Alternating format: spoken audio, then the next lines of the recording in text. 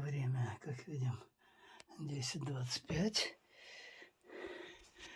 Мойка вот в таком состоянии пока. Камин, как видим, вот на дверке сажа почти вся выгорела. Вот как выглядит он внутри. Ну и в очередной раз покажу вам, как я его чищу и заправляю. Вот видим, сколько петель у меня от сгоревших дров, а гвозди — это металл толще 3 миллиметров. И теперь переворачиваем нашу лошадницу.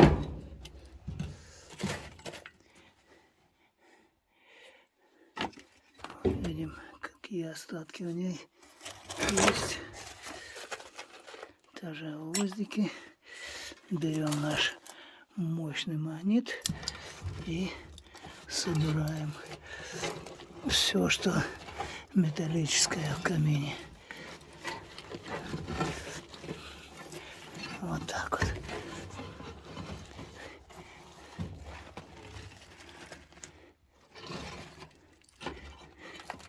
Так, от металла топка освобождена. Теперь осталось только его перебрать. Золу так перчаткой на передний план, поскольку на заднем, на классниках будет стоять жир.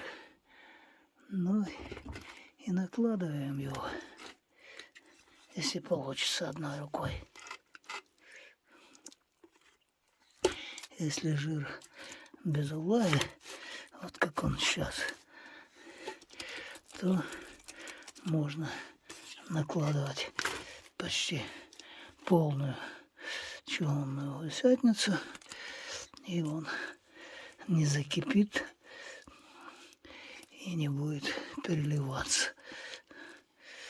Вот так вот это дело делается. Так, ставим емкость внутрь, накрываем ящиком таким фанерным сверху.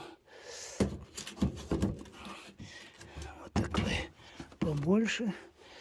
2 руками надо делать. И в него вот наши дровишки укладываем.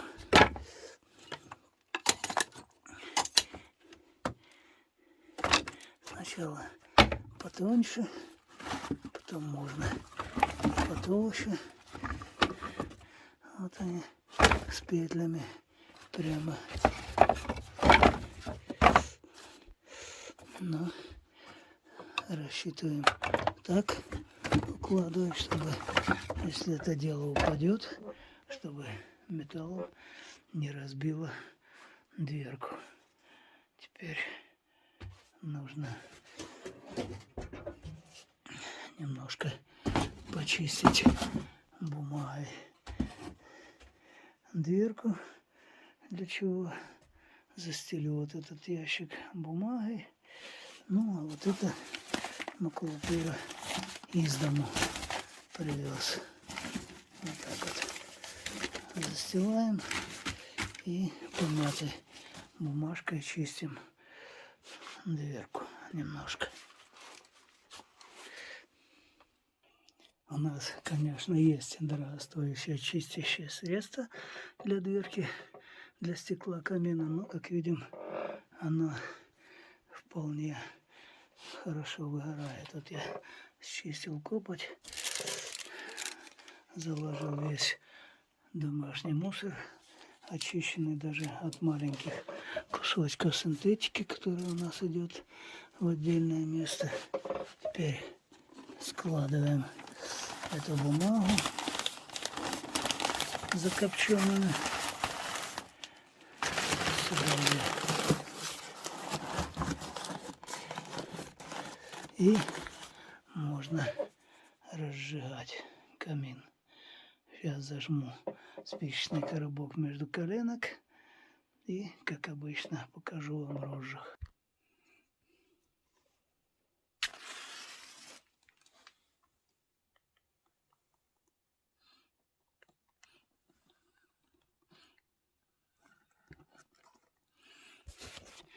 Вот, зажигаем в 3-4 местах. И на этом все. Только нужно кочережкой пошуровать, чтобы пошла тяга, золой и колосники не были забиты.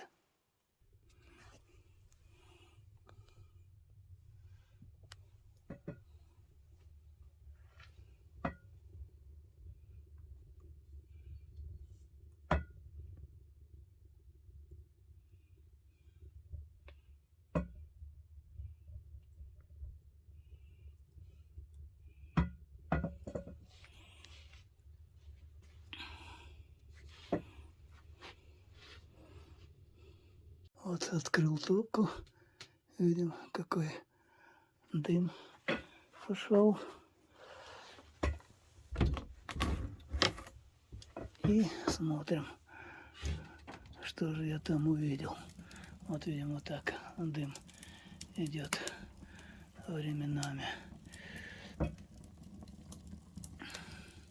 Что нужно сделать?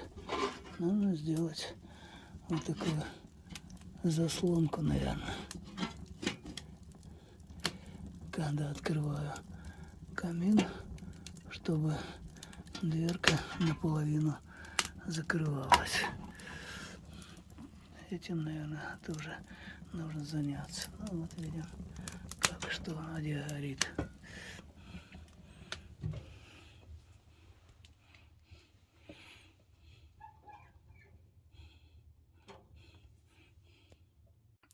Вы часто слышите от меня фразу «дом на халяву», и что там что-то на халяву, дрова на халяву. Дело в том, что лучше я займусь вот так сортировкой.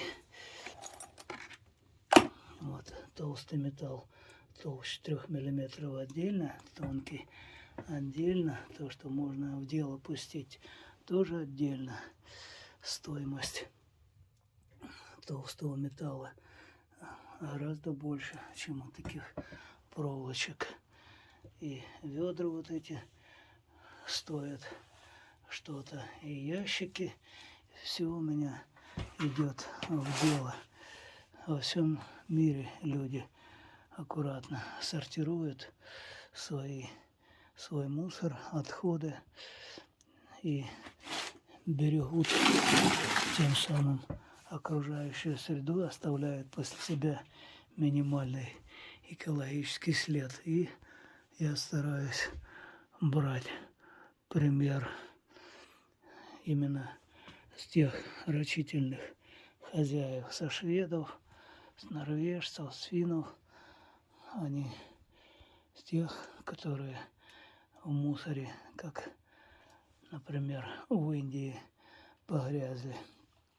Мне, например, своего мусора не хватает, я еще из города везу, и соседи все мне тащат. И я рационально это дело использую, а не потому, что у меня не хватает средств пенсии там или заработка. Просто нужно беречь природу. И все пускать во вторичное использование.